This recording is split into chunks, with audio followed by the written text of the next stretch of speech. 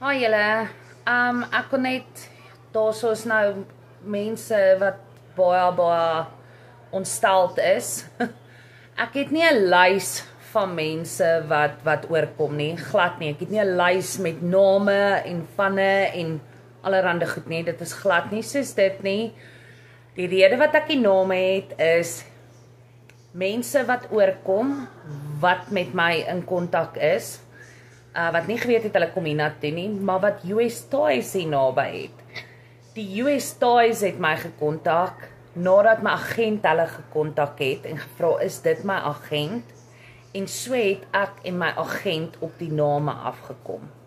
Okay, so dit is nie, ek het nie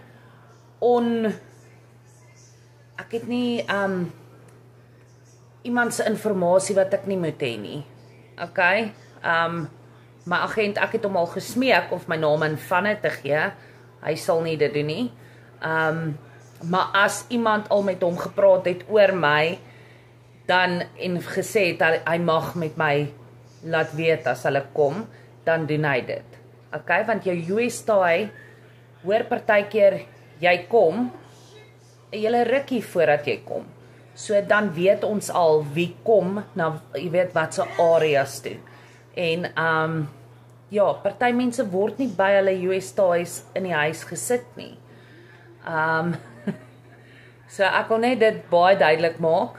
Jy hoef nie te bekommer, daai mense wat nou so uitstres, jy hoef nie bekommer te wees nie. Ek gaan nie weet wanneer jy kom nie.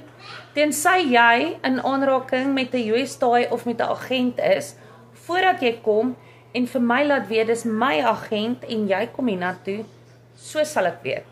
Anders hoor ons net, hier kom nog 'n familie, hier kom nog dit, hier kom een single ou, hier kom dit. Okay?